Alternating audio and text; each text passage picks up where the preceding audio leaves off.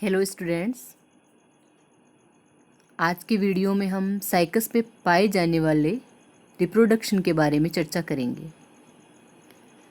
Cycas का plant दो method से रिप्रोडक्शन करता है।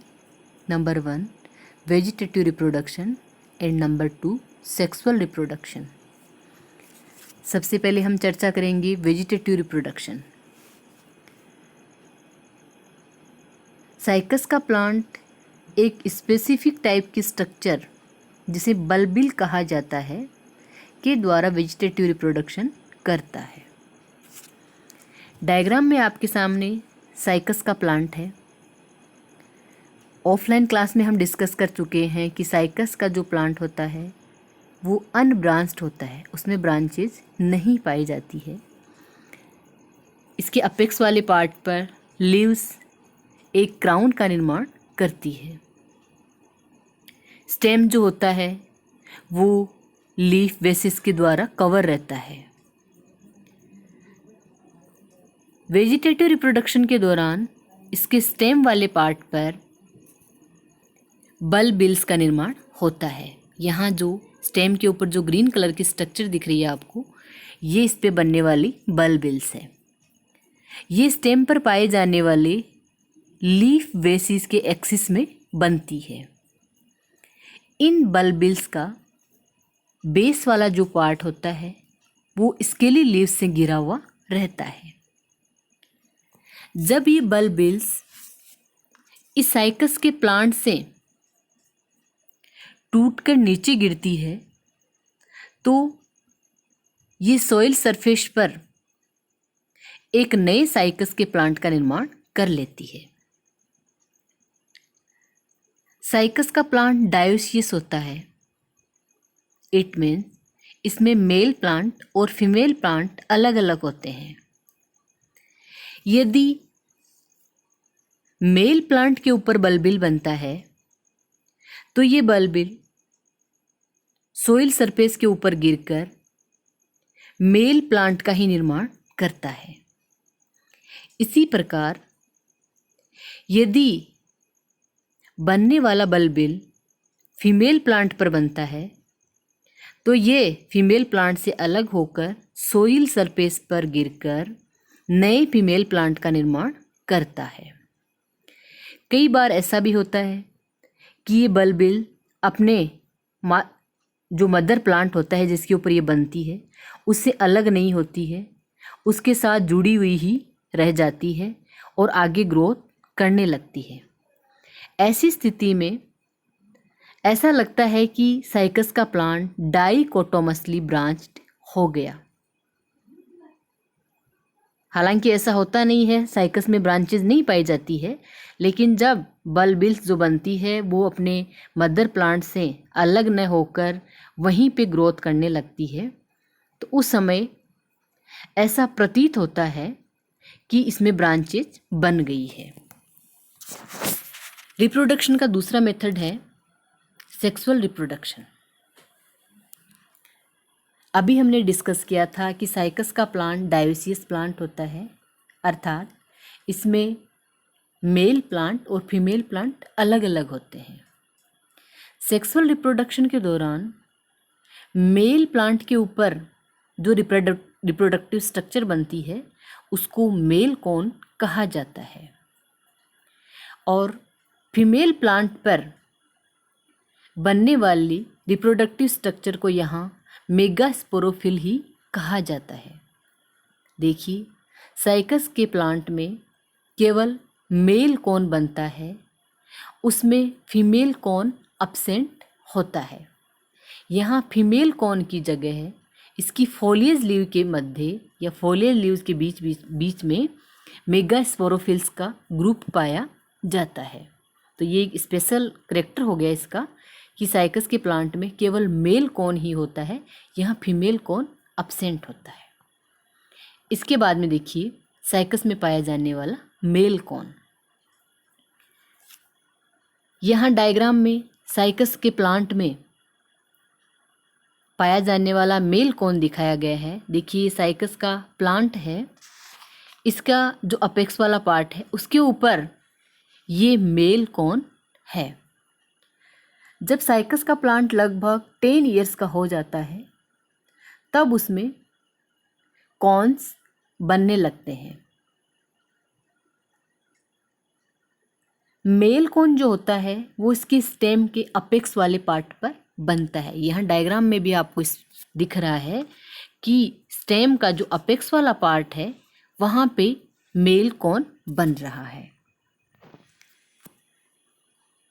जैसा कि हम सभी जानते हैं कि किसी भी प्लांट का जो स्टेम होता है उसके अपेक्स वाले पार्ट पर एपिकल मेरिस्टेम होता है और एपिकल मेरिस्टेम की एक्टिविटी से प्लांट की लेंथ जो है वो बढ़ती है।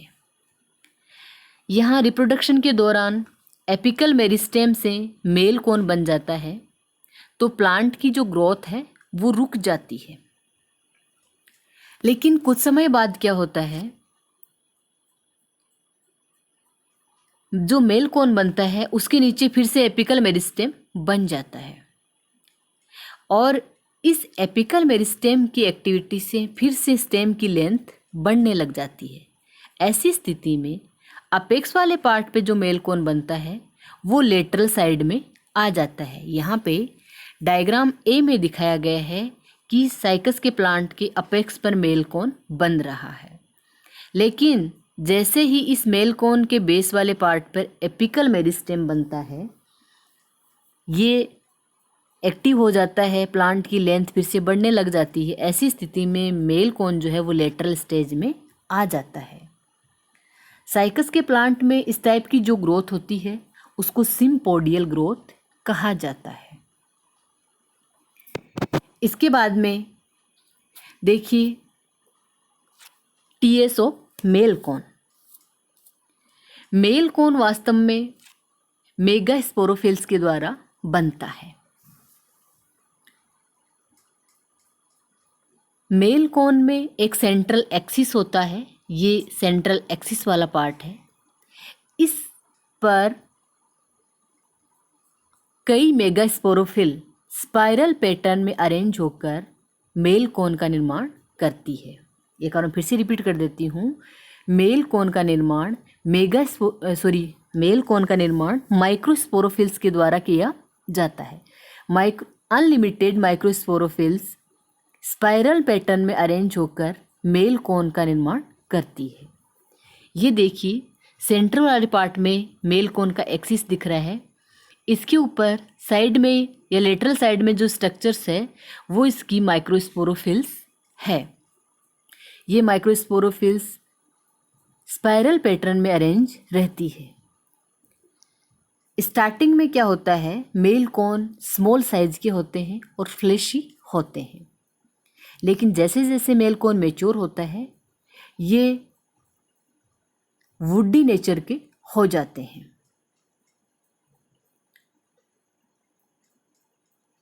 मेल कोन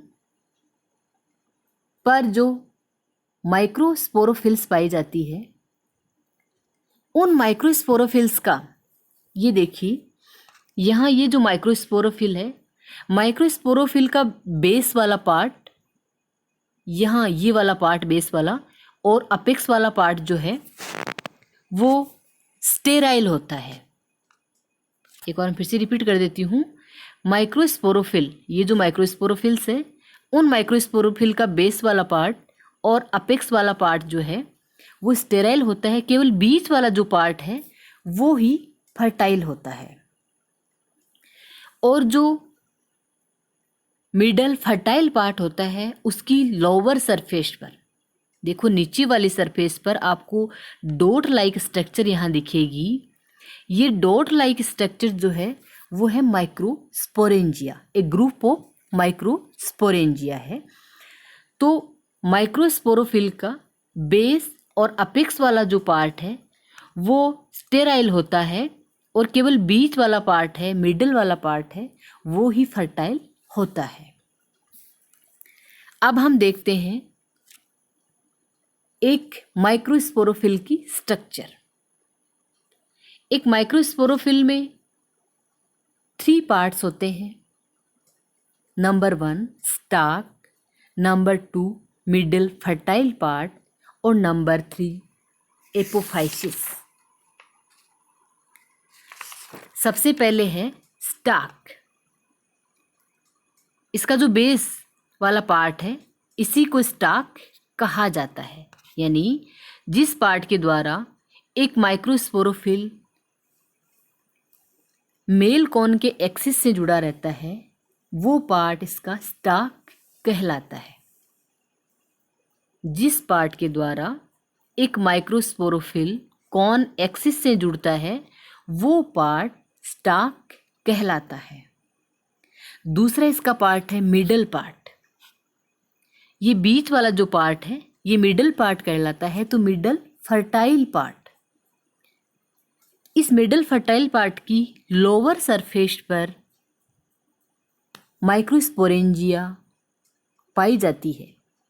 ये माइक्रोस्पोरेंजिया अनलिमिटेड माइक्रोस्पोरेंजिया के ग्रुप के रूप में यहाँ पाई जाती है। इस मिडल पार्ट की लोअर सरफेस पर पाई जाने वाली माइक्रोस्पोरेंजिया की जो नंबर या संख्या है वो अलग अलग स्पीसीज में अलग अलग होता है। जैसे साइकस की एक स्पीसी है साइकस सर्सिनेलिस, इसमें लगभग 700 माइक्रोस्पोरेंजिया पाई जाती है। एक अन्य स्पीसी है साइकस मीडिया, इसमें लगभग 1160 तक माइक्रोस्पोरेंजिया पाई जाती है। मैंने अभी आपको बताया कि माइक्रोस्पोरेंजिया जो है वो ग्रुप में रहते हैं। ये देखिए यहाँ ये एक माइक्रोस्पोरोफिल है, इसका ये बेस वाला पार्ट है जो स्टेराइल है, इसके ऊपर माइक्रोस्पोरेंजिया नहीं बनती है। अपेक्स वाला पार्ट है एपोफाइसिस, ये भी स्टेराइल है, इस पर भी माइक्रोस्पोरेंजिया नहीं बनती है। इसका जो मिडल पार्ट है ये पार्ट ही केवल फर्टाइल होता है। एक माइक्रोस्पोरोफिल का केवल मिडल पार्ट ही फर्टाइल होता है और इस मिडल पार्ट की लोअर सरफेस पर केवल ये वाला पार्ट ही फर्टाइल होता है और इस पार्ट की लोअर सरफेस पर माइक्रोस्पोरेंजिया पाई जाती है। मैंने अभी आपको बताया माइक्रोस्पोरेंजिया जो है वो एक ग्रुप में रहती है। तो एक ग्रुप ऑफ माइक्रोस्पोरेंजिया सोराई कहलाता है। जैसे यहाँ पे एक ग्रुप ऑफ माइक्रोस्पोरेंजिया है, ये पूरा ग्रुप सोराई कहलाता है और इस ग्रुप का हर एक मेंबर सोरस कहलाता है। यहाँ देखिए इन सोरस के बीच बीच में हेयर्स पाए जाते हैं। ये हेयर्स बाई सेलुलर होते हैं, दो सेल्स के बने होते हैं और इन हेयर्स को इंड्यूसियल हेयर्स कहा जाता है।